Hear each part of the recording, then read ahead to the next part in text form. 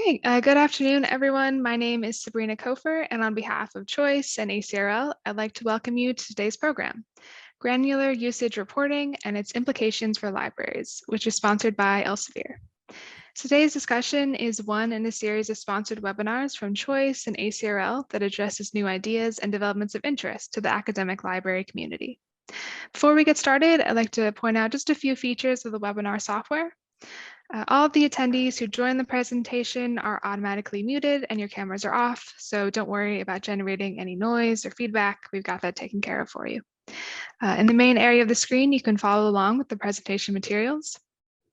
We are using the Q&A feature today. Please use it to ask questions of our presenters. We'll answer as many questions as we have time for at the end of the presentation, so please do type your questions into the Q&A module as they occur to you. Also note that there is closed captioning available for today's session. To toggle the automated captions on or off, please use the CC button on the bottom right corner of your screen. And last, please note that we are recording today's program, and everyone who registered should receive a follow-up email with a link to the archive version. Now I'd like to introduce our moderator for today. Nico Zazworka is a Director of Product Management at Elsevier. And we're ready to get started, so I'll pass it over to Nico. Thank you very much, Sabrina. Hello, everybody, and thanks for joining this ACRL Choice webinar. My name is Nico Zazworka, and I'm a Director of Product Management at Elsevier. The teams I'm working with at Elsevier provide the counter-compliant usage reports that you might be familiar with. And today we have some really exciting advancements that we would like to show to you and discuss with our panel here. With me on this panel, I have today Emily McElroy, who's a Dean at McGugin Health Science Library at the University of Nebraska Medical Center. I have Andrew White, Director of Library Information Services at Rensselaer Polytechnic Institute. And lastly, I have my colleague here, Nikolai Humphreys, who's a Senior Product Manager for Elsevier's Product Insights for Customers platform, or short, E-PIC. Before starting this webinar, we would like to thank the Association of College and Research Libraries and Choice for this opportunity to present. The webinar and panel discussion will be organized in 3 parts.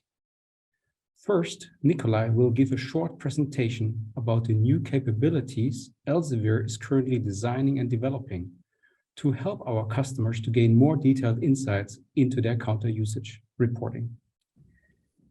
This is a new feature that is built on top of federated access and federated authentication, also known to some universities as SSO, single sign-on. Afterwards, we will then open the panel and discuss the value of counter reporting and additional needs with current customers, Emily and Andrew. We have also prepared some polls for the listeners to keep this as interactive as possible. Lastly, we will open up the floor for your questions. And we would like to ask you to use the Q&A function during the webinar to note down your questions. I'm sure we will get a lot of exciting questions in the end.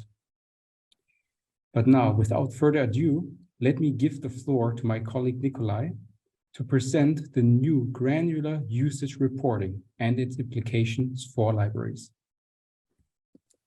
Thank you, Nico, for the introduction. I am also delighted to speak to everyone today.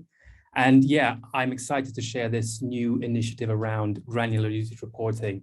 It's been a long time in the making, about 2 years. We've been working closely with folks like yourselves, the academic community, and I hope that some of you actually will be able to take advantage of this as early adopters. But before I go into what granular reporting is and how it could be useful for librarians and administrators, I'm going to take a moment to present E-PIC.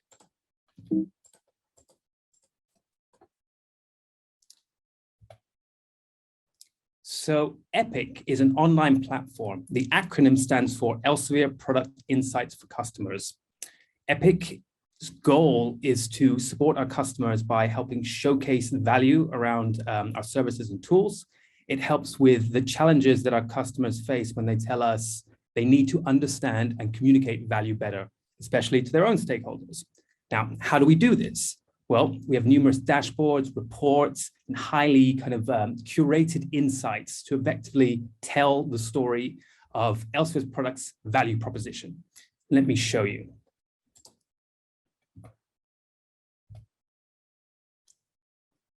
So this is what you would see. Now, let me just make it clear. This is not a Science Direct user. This is not a researcher. This is for account administrators, like librarians. You know, we're talking about key decision makers, right? And what we see here is the E-PIC homepage for Oxford University. It's comprised of a series of widgets. Clicking on each of these opens up dashboards where you can download further insights. Some are flexible. You can change dimensions, timelines, you know, typical dashboard type stuff. Now, in the top right corner, we see counter usage reports, which are available to download via E-PIC. So E-PIC is very much the customer hub for all things usage. And that leads me neatly into the main topic for today's discussion, which is around granular usage reporting. Because as much as we've, you know, most likely come to know and to love Counter, it's not without its limitations. And usage reports obviously are important feedback for librarians. They help you in making your decisions, you know, proper management decisions regarding subscriptions, fund allocations, course material adoptions.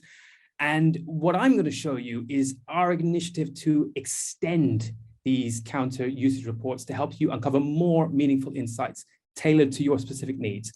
But before I skip to the next slide, I just want to say, if you are a customer and you haven't seen E-PIC yet, please do reach out to either your account manager, or you can simply contact me and we will get access.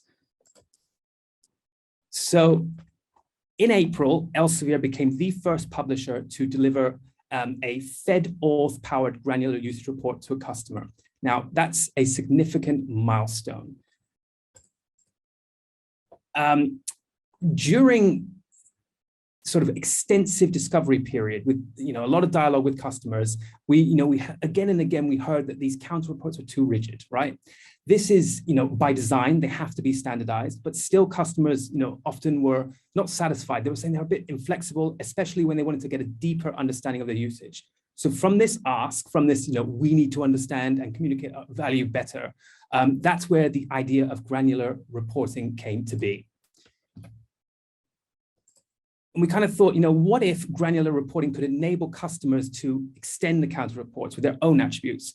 Customers could then release their own meaningful dimensions, which would then appear on the counter reports, providing them with a richer, more insightful breakdowns.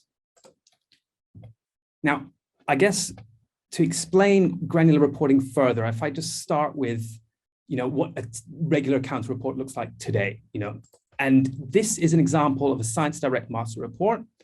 You can see two metrics. There's total item requests and unique item requests in the right-hand column. And this is, you know, fine when you're looking at totals, but when you want to start breaking these down a little bit further, counter suddenly becomes, you know, rigid. So, you know, as I just mentioned, what would happen if you could apply your own attributes? That's kind of what we were thinking with granular reporting. And with all our customers that use federated authentication, you know, some of you might call it single sign-on, you can. And this is then what it would look like.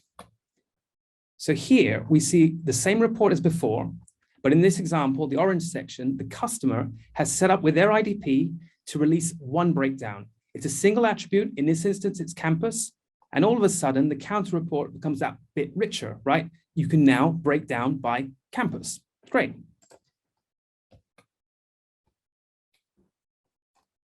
Next slide we have here is the same report, but again, it's that little bit more rich because now we're seeing campus and demographics. One thing that's worth noting in this report is the data is not anonymized. And I will speak a little bit about that in a few slides time. But yeah, as you can see here, we have counter reports that now can be broken down and interrogated with that granular level of detail. And that's granular reporting. So ultimately, this gives the customer the power to analyze their counter reports in ways that would have been extremely cumbersome and difficult to do before. Now, previously, counter was a little bit of a black box, right? And you can see here in this example, although a little bit crude, it does make the point, you know, usage was almost just like a blob. it was that black box. But now you can enrich it with your own meaningful breakdowns. So you can move from the old kind of the newer view where you can basically break it down to your liking.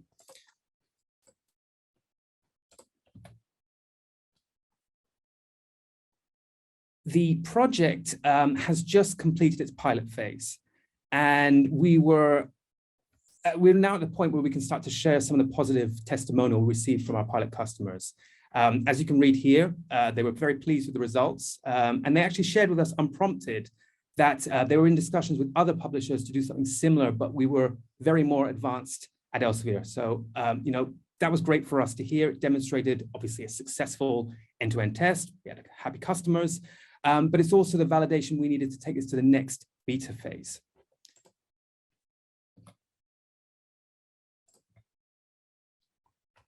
So I talked, that's, very much like what is granular reporting, but I'm going to now discuss a little bit more about the how and mention a few prerequisites for using granular reporting. The main one being, and as mentioned before, this is for customers who are using federated authentication. So you'd need something like Open Athens, something like that you're using to authenticate.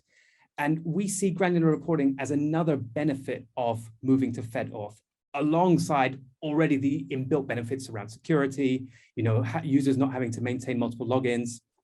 And just for a bit of context, if we rewind momentarily, typically usage reporting was dependent on access configuration. There was a lot of manual setup, but this new attribute that we've developed in partnership with Refeds and the academic community, it decouples access control from usage reporting. So that means the attributes are totally flexible. You can choose when and what you want to release as the customer, and that is something your IT department or administrator can manage with your IDP. In terms of what you send, it's very much up to you. We just mandate that you don't send us personal identifiable information, PII. Ideally, also, you would anonymize what you send us, and that would also be then, we would constitute that as best practice. So without going too much into the weeds, here is an example of the attribute that you release to your IDP. This is kind of what it would look like. Why am I showing you this? This attribute can be used, it's called the EduPerson Analytics tag, and its specifications are published in a EduPerson schema.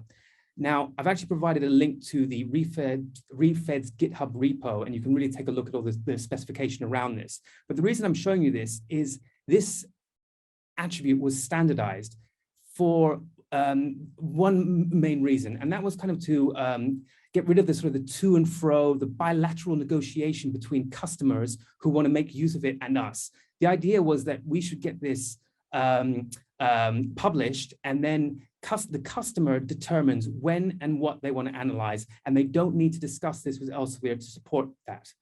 And I'd also like to stress that the values will not be interpreted by Elsevier.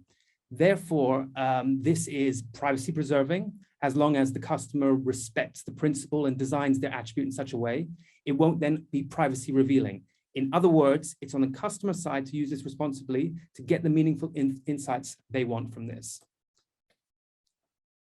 On the topic of privacy, I'd also like to mention the work our privacy team have done and the progress they continue to make. And I encourage you to take a look at Elsevier's Privacy Center for more information on the topic than I have time to go into right now. But what I will say is that Elsevier was the first to create a statement specifically around federated access, having been in consultation with customers globally. So please do take a look at that to familiarize yourself with it if you are interested. And I guess I'd like to kind of finish here and mention that those the granular reporting is a step forward. And if you are interested in this and you think it's will be of a benefit to you, I'd like to extend an offer to invite you into the beta program. We've yet to release this to all customers, but if you were to get in touch with myself or colleagues on this call, you could start using granular reporting in the beta phase. And I'd very much encourage you to do that, because it's great to have this kind of early bird access, but also we'd love to hear your feedback from using it. And yeah, and with that, if you have any questions, please drop them in the chat, and I will try to answer them in the Q&A after the panel discussion. So yeah, thanks again. Here are my details in case you want to contact me about joining that beta program. And yeah, I look forward to hearing your questions in the Q&A after our panel discussion. Yeah, thank you, Nikolai, for this demonstration. And as you just heard, right, we have been piloting this, but we are moving now into a beta phase. We are going also in the panel discussion later. We are going to look at your feedback for this feature as well. See how much excitement there is in the community.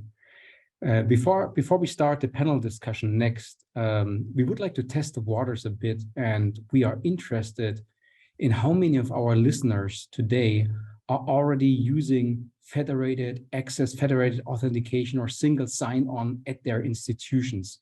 So for this, we'll bring up this first poll here, and you can essentially choose from 3 different options.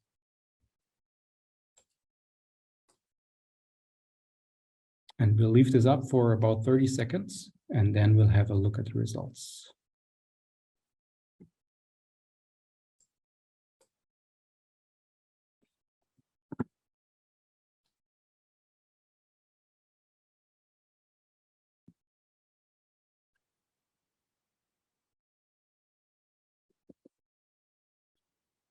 Okay, great. So I can see the results now, and I will just read them aloud. So we see that roughly over about 50% are already using federated authentication, and yeah, obviously this is a very interesting result, and those who selected yes for those institutions, this might be immediately applicable.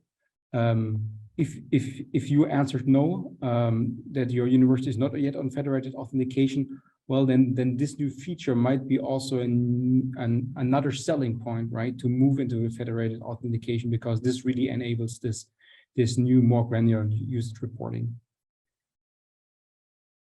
So after this poll, we're going to start the panel, and the first question I have today for our customers in today's panel is, can you please describe your role and why you became interested in federated authentication and granular usage reporting? Andrew, how about we start with you?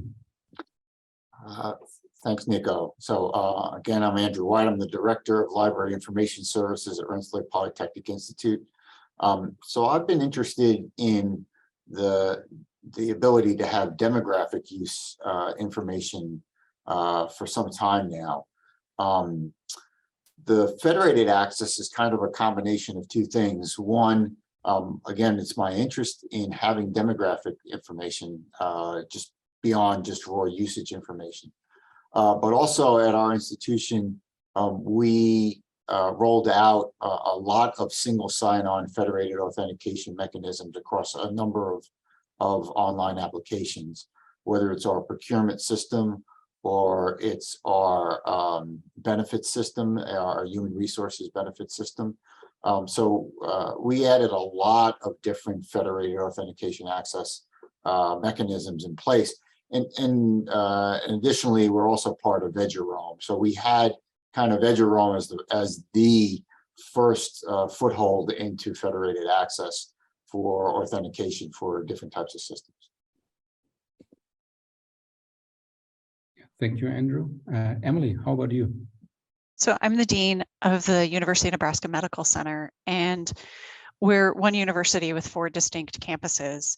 And one of the things when people say, well, why is a health sciences library, which typically tends to be very unique, why would we be interested in something like this? And for us as an academic health science library, we usually have different organizational models. So we either report through a university library, we report through a college of medicine, or we report through our own standalone campus, which is such as mine. So this actually, my experience would relate to a lot of libraries, especially those who report up through a university library. And for us, I think federated authentication has really helped our library handle complex group of users. So regardless of our reporting structure, Health Sciences Library usually has complicated licensing relationships because of the clinical operations it supports. So we are administratively separate from our health system, even though we share many services. And this worked for quite a while because IP addresses were distributed based on university or hospital locations. But at some point, IP distribution was no longer efficient since there was an intermingling of IP addresses. And for us, this changed our compliance with license agreements. We were using an easy proxy, so we switched to on-campus authentication for everyone, and it was truly a disaster. Forcing on-campus users to log in through the library's website to access a journal article frustrated everyone, and we saw our electronic usage just plummet. So at this point, we implemented Open Athens connected to our university's Active Directory service.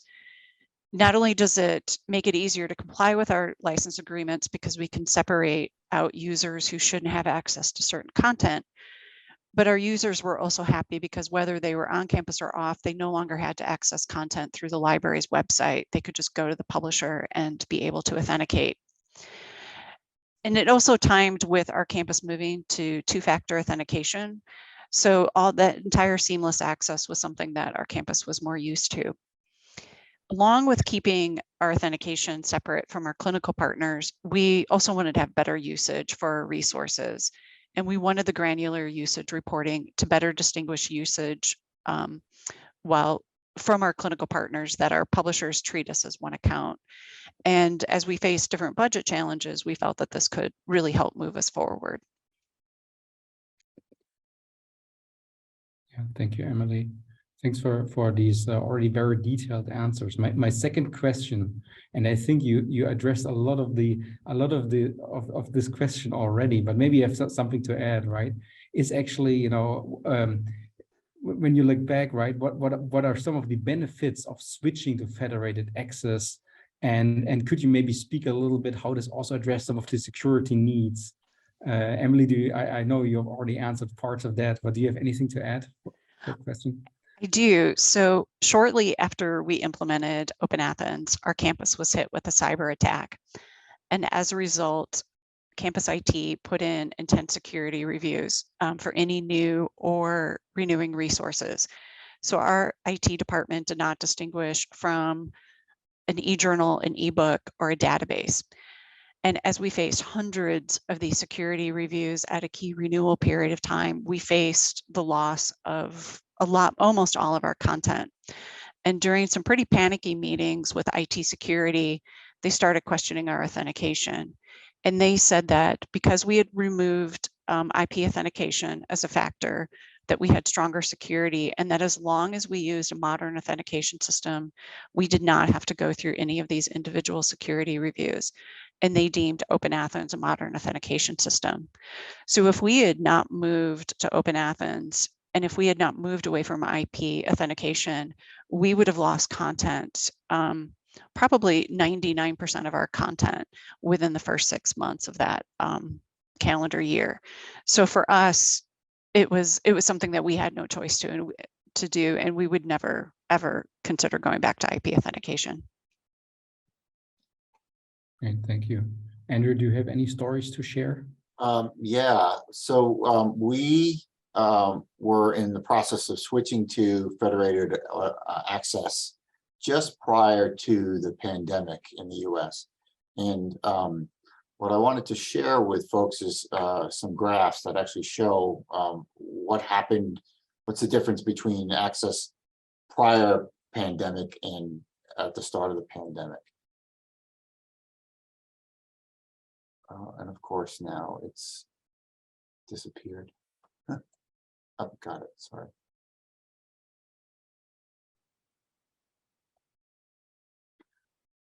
Can everybody see the charts?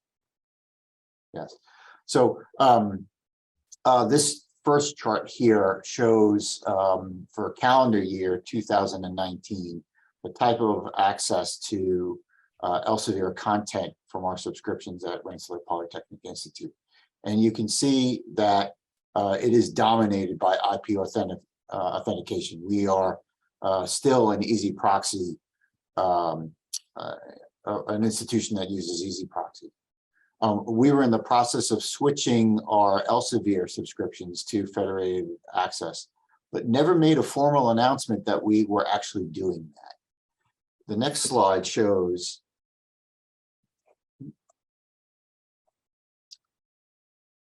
here we go. The next slide shows calendar year 2020. At Rensselaer, we switched to totally remote in March of 2020. And even though we did not announce that we had switched on any kind of federated access, you can see from this chart that beginning in the second quarter, that there's an explosion in access to Elsevier content via federated authentication. So what we can summarize here is that federated authentication access was so simple that people just kind of stumbled upon it anyway. And you can see over time, as we continue during the pandemic, to still have a number of classes and research activities still done exclusively online, that federated access is growing as a preferred mechanism for authenticating to subscription content. We also, like Nebraska, we also experienced a cyber trespass event, in which case the central IT, we went through a number of security audits. And again, federated access actually improved our compliance with existing or upcoming security for cybersecurity. The other thing that I'll note is that even having been a long-time Easy Proxy customer, we've known for some time, and it was just recently announced by the FBI, that there's an awareness of stolen credentials that are being sold on the black market, whether it's VPN or reverse proxy server credentials. So for us, the federated access actually combined with two-factor authentication, like what's going on at Nebraska, actually enhanced our cybersecurity. Thanks, Andrew, for sharing this. Nikolai, what would Elsevier's answer be to that question? Well, it's great to have the customer side here, and there's not really much I can really add to those vivid descriptions, vivid stories, other than just to echo, the inbuilt security improvements are best in class, right? And I think it's our role as publishers to promote the transition from outdated access models like IP and FedAuth, and that's partly why we came up with granular usage reporting, because it's another. I think you said it adds to the sales proposition of moving to federated authentication. So yeah, so there's that side, and then there is just the better experience for end users, right? It's a more personalized experience. They don't need to remember many passwords. So yeah, FedAuth comes with a whole host of benefits. Thank you. So yeah, thank you all for these details. It's also amazing to see kind of the level of analysis, right, that is done behind the scenes. So look at these trends and the data we are using today for decision making. Well, now in today's world, we also need to rightfully be aware, right, that with more data comes more responsibility, and aspects such as user privacy, data anonymization, right, need to be built in existing solutions and obviously every new solution. Andrew, could I ask you to illuminate you a little bit on the aspects of privacy and possibly anonymization aspects? Sure. So one of the things that was shown, that Nikolai showed in the description of the attribute and some of the sample counter reports, one of the things that we've been thinking about doing is still adding another layer of privacy. Yes, we could share something like the school level or something like the undergraduate or graduate designation at a demographic level. But what we might actually do is say an undergraduate is coded as 1, a graduate student is coded as 50. as a way to kind of anonymize further what is done with these granular usage statistics. And the reason we're thinking about that is that we're already in conversations with some of our other vendors, particularly in interlibrary loan application, where we would like similar kind of demographic information to be provided to us. In this way, we have a standard at our institution that would say, we know in a sense how to decode what comes back in the counter report or in a demographic usage report. And this way, we eliminate yet another level of potential concern that a vendor, whether it's Elsevier or some other vendor, let's for argument's sake say it's another platform, that they have this information and then use it for marketing purposes. And some of our thought processes very similar to what we've seen with things like Cambridge Analytica and what happens on social media, where there's a degree of information that those platforms already have about us, or believe that they have about us. So what we're thinking of doing is adding yet another layer here, that we have that information. Yes, there is a certain level of attribute that is being passed along as part of the identity provider, but we still have to do yet another level of decoding to get the specific demographic information that we're looking for. I know that it does add another layer of overhead and work for us, but I think we're all here on the same page, understanding that privacy is of the utmost. So in a sense, if we can protect what information we want to protect and not even have a reason to wonder about whether a platform has any of that information, I think that's the best approach from our perspective. Thank you. And Nikolai, would you like to add anything to the privacy discussion as well? Well, just to say, if all our customers act as responsibly as Andrew will be doing, then it will be perfect, because I think that it really is about that trust that we need to have with our customers, and they need to have with us. And we've gone as far as designing something that is privacy preserving.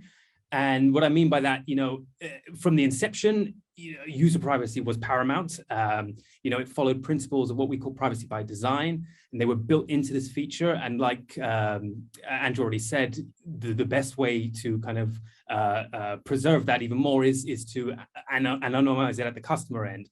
But I think it's also worth mentioning two other things, and that is, with this attribute, we are decoupling usage authorization from usage tracking.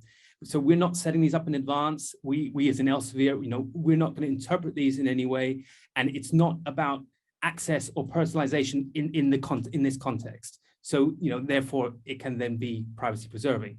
And also, the attribute is not it's not meant to be, when it's set up by the customer, to be privacy revealing, right? So essentially that means don't send us PII, right? We need to, that's what we're putting out there, and that's kind of the agreement.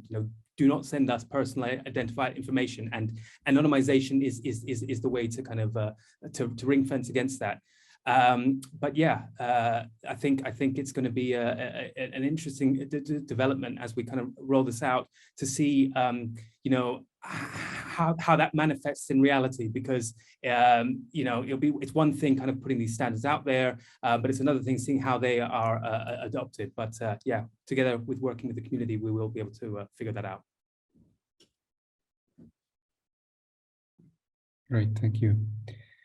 So I'm checking quickly the time, and we have for the last question for today, we have about 12 minutes left. And before we go into our final poll for today, so to close out, I would like to understand first from Emily, then Andrew, and lastly from Nikolai, of some of the challenges you face when reporting and discussing ROI of subscriptions and services, and how would the discussed new solutions help in addressing those challenges? So every library faces issues especially when you're looking at your collections budget, and especially your sources for funding. on our campus, we have entered a situation where we're looking at the overwhelming amount of dollars that we're dependent on from library student fees compared to other sources of funding, say state dollars or from research and direct funds. And so as we have started approaching this using Open Athens, we wanted to test some of our assumptions, because what we want to do is ask for an increase in funds from research and directs or another campus source rather than relying on students. And so what we've done, and I'll quickly share some of this information, is we had determined, or we had this assumption, that most of our usage for journals, which takes up the bulk of our collections budget, was really based on faculty use. And the one thing I will point out, there are a couple of flaws with Open Athens reporting, which is why we're interested in working with Elsevier and your granular usage reporting, because it will give us the data that we need, is that this is only percentage of logins. But it does show that with the exception of a few publishers, the bulk of the logins to these journal publishers is from our faculty. And of course, this is only a snapshot of 1 month. This is how much data we have, but over the course of a year, what this will tell us in terms of what it says for the busy times in an academic year or tied to a grant cycle when a lot of our researchers are spending more time with journal content. I should mention that I shared a lot of this data last week with our chancellor, because he's really been interested in what we look at in terms of future funding sources. And he also agreed that if we can get to the actual usage, that this will help. But this is something that we were never able to show before in terms of student or faculty usage. The other thing that we looked at is, so we had made an assumption that for Elsevier, the bulk of our usage was coming from our faculty and staff and not from our students. And the same thing for Wiley. One of the limitations with Open Athens is they look at content providers at a whole. So for example, for Elsevier, this includes journals, ebooks, and Scopus. For Wiley, it's journals, ebooks, and Cochrane database. And so for us, that really doesn't. So when I looked at this, I thought, well, great, this doesn't help our case for why we need more indirect funds if I show that students are actually using 50% of the content. What we suspect is that it's still going to be skewed for journal usage to be geared towards faculty and staff. And we'll see that the heavy usage for Elsevier is really through ebooks. So we know that, for example, working with Elsevier, that we'll be able to break that down, not just to logins, but that we'll be able to get to a more granular level than just at the Elsevier level. And we hope to do that with other publishers, especially as we're entering renewal times or renegotiating our licenses, just having a better understanding of who the key users are. The other thing that we were able to do is, now that we can break out usage based on college or department, and a college or institute, and this definitely challenged a lot of the assumptions we made. And it's not as if I would go to these colleges and say, okay, College of Medicine, you're using the majority of our Springer, all of our Springer content, so you should give us all the majority of the funding for that. But it's to really have a better understanding of who we need to go to when we do need to make collection decisions. And so we found it really interesting. For example, one of our research institutes is a heavier user of content than we had anticipated. Ideally, if we looked at something like IEEE Explore, I would want to know within the College of Medicine, are those students using that or faculty? And again, a limitation with Open Athens is you can't use 2 attributes at the same time for the reporting feature. The other thing that I do want to show is, and our chancellor is very interested in this, because we have said that we don't really want to increase the library student fees because we don't want to keep putting the burden of our collection cost on our students. And how would we go to the students and say, hey, you need to keep giving the library money? So imagine this was not just 1 month, but for an entire year, I could stand up in front of Student Senate and say, look, the bulk of our logins, and hopefully eventually it'll be the bulk of our usage, is from students. And so it justifies the investment that they're making through their student fees. But at the same time, we also know that faculty and staff need to increase the indirect support. So while we only have a month worth of data, we're going to look at it over the course of the next year and use that as justification for whatever approach we take on campus. And I just want to say again, like we want to see a lot of content providers go in this direction with granular usage reporting, because I think it does help us make smarter collection decisions.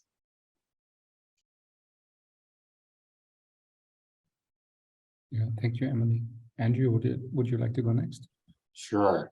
So, well, Emily has shown and we've known for some time, the power of using Counter as a collection development tool. I think what Emily's diagrams also show is that what we're trying to also show here is the return on investment, which has been a big challenge for us. And at our institution, while Counter can help me make a collection development decision, it can't help me under the current configuration. It can't help me determine that if I were to cancel a particular journal, who would I negatively impact across the institution? Because I don't have any demographic information. So for example, I'll pick on the subject area of chemistry. At my institution, chemistry journals or chemistry titles could be used for material science, could be used for biochemical engineering, could be used for chemical engineering, etc. And if I were to cancel any given title, I don't know under the current configuration of Counter, I don't know who all is being, who's using it. So with the granular usage, I could see by department level, by faculty, graduate, researcher status, etc., who is actually beginning to use, and spot this by trend, right? This again, back to what Nikolai was saying earlier, the goal here is not to pick on a particular individual, whether a faculty member or a student. The goal is to spot the trend in usage, and with the granular usage would help to help in the collection development decision-making process, but it would also begin to show the return on investment. Prior studies that have been done were to try to look at number of citations within journal titles or faculty journal citations, and tie that back to research income, research grant income. It's a way to do it, but it's a very indirect way to try to do it, as opposed to having, again, granular usage statistics that actually shows, here's a particular department, and here at a demographic level, these are the graduate students or postdoc students that are using this particular journal, and now get to how much money is being brought into a particular department. Similarly, with the pandemic, when we were all forced to go totally remote, the questions came from my top level administration. What are my staff actually doing? And who are we actually serving? So we had to actually jerry-rig something where at an interlibrary loan level, I was able to say, well, we served this many journal articles through interlibrary loan to this many institutions, or we served this many graduate students or this many undergraduate students. Again, not granular enough, just very, very broad strokes. It showed that we were being productive and we still had an impact, even though the physical library was closed. With a collection that's predominantly online and additional granular usage information, I could have more detailed information to actually show, even though the physical library is not accessible during a pandemic under protocols, we're still doing a tremendous amount of work and we're serving a broad community of individuals. And here's why. Here's what I can show you demographically. Thank you, Andrew. Nikolai, would you like to go next? Yeah, thanks. This is the first time that I'm hearing Emily and Andrew's answers to those, and I could just say, you know, hearing those, it really I'm so pleased that I'm working on something like granular reporting, because I do think that it's much needed. Elsevier has been a contributor to Counter. We very much support everything that Counter does, but it does need to move forward. And with these big bodies, it takes a bit of time. And one thing that wishful thinking on my side is that with Elsevier moving with granular reporting, I'd expect to see some of the other publishers follow as well, and then you would really get that holistic picture. Because I think one thing that will now, this what we're showing at the moment is for Elsevier content, but then you wouldn't necessarily, you want the bigger picture across your entire portfolio. But anyways, yeah, that's just to say, I think granular reporting is going to be really valuable in this space. And I'd also just want to mention E-PIC again. And whereas granular reporting is this extension on top of Counter, it's very much something that our customers will be able to customize and develop. We are at the same time also coming up with other metrics and other ways of kind of signaling value and insights from our tools, which we will put out on a self-service platform from like E-PIC. So then we really see we've got the two best worlds. You'll be able to kind of get your insights at the granularity you need, plus then you'll be able to use something like E-PIC to kind of really get maybe a flavor of insights you weren't necessarily looking at, but that we think are something you should be doing. So yeah, it's a very interesting space to be working in, and yeah, I expect to see more developments in the future, and can't wait to see how customers use granular reporting.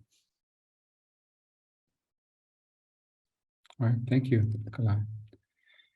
So yeah, thank you all for this very insightful feedback, and it will help our teams to prioritize and also this stream of work and to plan our next steps on rolling this out, right? As a reminder, we are now offering this beta phase access, right?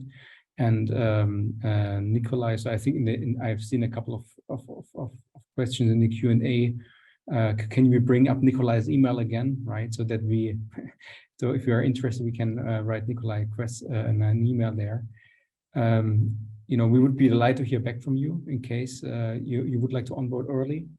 Emily and Andrew, thank you very much again for participating in this panel. We are, truly grateful that you help us to look through the customer glasses, and that you guide our way to bring more value to our existing usage reporting at Elsevier. As a last poll, we would like to know now from our audience. So this is a kind of a typical product manager question at the end, right? How excited did we get you about this feature, right? Is this something you would consider, or is this something that you might not need at your institution and university? So I'm bringing up the poll here, and I'll give everybody again about 30 seconds of time to answer that.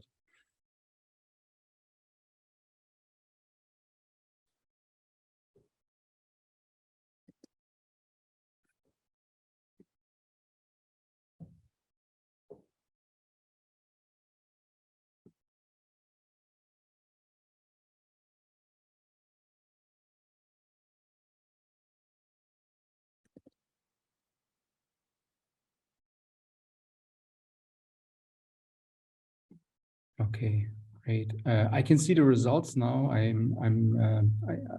If you can't see them, I can read them out aloud. About 43% of answers. We get overall almost like 100 answers. So thanks also for this impressive, huge audience joining this today. We get about 43% says yes, definitely, I would be interested, and 47% said yes, maybe would like to have more information. So overall, it looks like this is something that many of you are looking forward to, and I think we'll be talking soon. I'm now opening up the stage for questions, and I will also check my little Q&A box here to go over these. So if you have more questions, please post them, and in the meantime, I will look at some of the ones that are still open. I see we have also already 12 questions answered, and thank you for Farah that is also on the call of answering these. We have 9 open questions at the moment, and let me just skim over some of these. Nico, there are a couple that I can answer. Yeah, do you want to take one of these? Yeah, so there was a question about attributes and how to have those released, and if your IT department needed to review that, and then also how long did it take to implement. So for us, we focused first on the implementation, and really it was very fast. I would say it took less than 2 weeks for that implementation. To be honest, I think it took a little bit longer in terms of working with EBSCO on Open Athens than it did actually flipping the switch. I think flipping the switch was really maybe 15 minutes. It was very easy, and it's a much more automated process. So we're spending significantly less time managing authentication because we aren't using Easy Proxy, where it was more of a manual process in terms of adding users. The thing that we waited on was the attributes, releasing the attributes for usage, which is why we don't have anything prior to April. But what we did have our IT department, they reviewed those attributes and they signed off on that. And they really did not have any questions for us in terms of any concerns that they raised. So overall, I would say the implementation was very easy. It was fast. And we just did it in stages in terms of the attributes.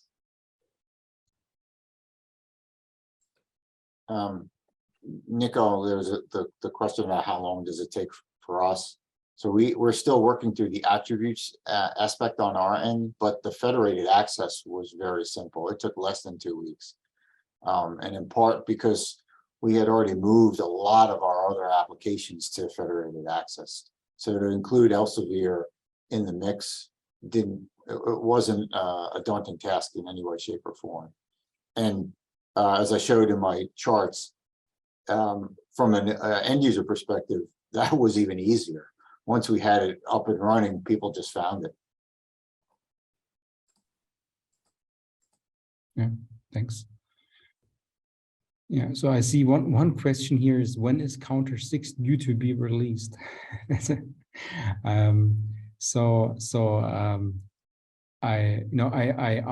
don't know, right? But let's say that most publishers just recently, right, in the last 2 or 3 years, changed to the new Counter Corp 5 standard, right? I also know that many, probably all customers that are receiving Counter reports, right, had to adjust their data pipelines, etc., right, to merge these new Counter Corp 5 reports and potentially even a mix of Corp 4 and Corp 5 reports together. So I don't think that is going to be due soon, but what will be interesting is how this new feature will be received, right? And if we can potentially also standardize some of these aspects that add value, right, to the Counter standard. So that is going to be an interesting question that will come after we roll it out and we see success stories. Yeah.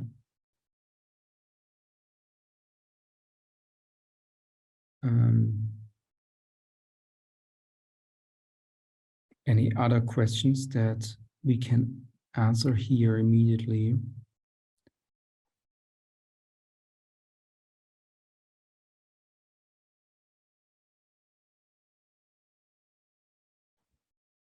Yeah, so Carolyn writes also, users will find their way to content by whatever means necessary, right?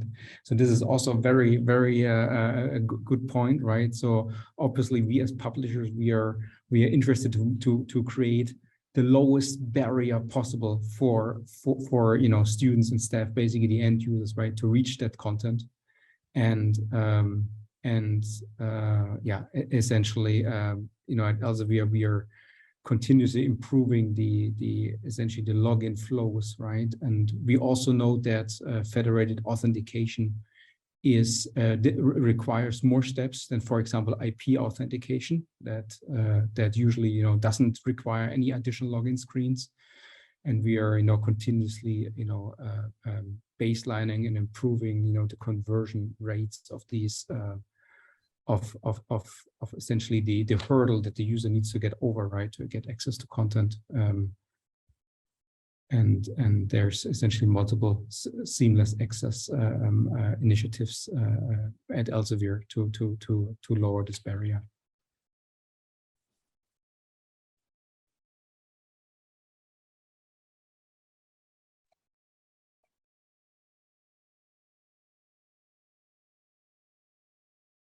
Are there any other questions?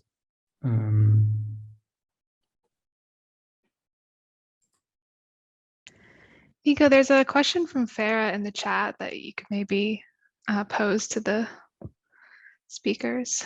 Oh, I see. Yeah. Yeah. So one question for the speakers is: in case of a cancellation, how would you use this data and insight in those strategic conversations? So for us, in the past, when we've faced cancellation decisions, we've just put out broad communication, and we've said, here's the list of potential cancellations, please give us feedback. Now that we know who's using our content, say for example, a college or an institute, we have a better sense of who we need to reach out to. And again, we made some false assumptions about who was using some of our content. So, and I don't know why we were so off base on some of that, but now that we have that, we know that we could do some targeted communication and focus groups and things like that, that we would have probably missed in the past. So for us, going back to the current setup for counter, if I were to make this cancellation decisions based on pure numbers of usage, I run a very high risk of canceling something that has low usage because the department that it serves is a small department.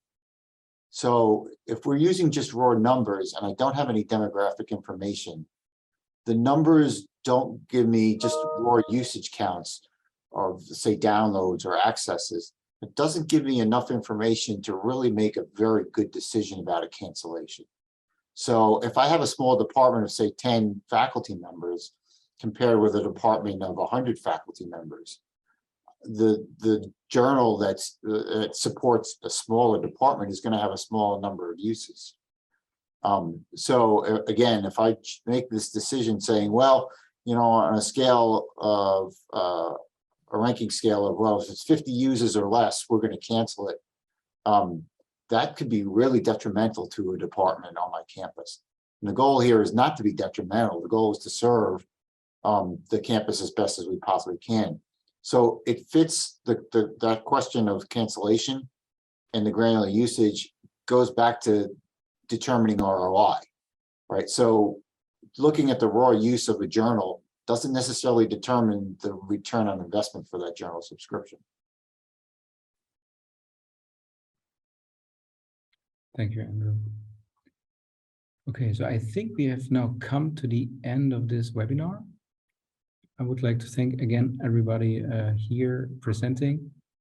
And Sabrina, are you going to close out or should I? Yep, I can close this out. Thank you.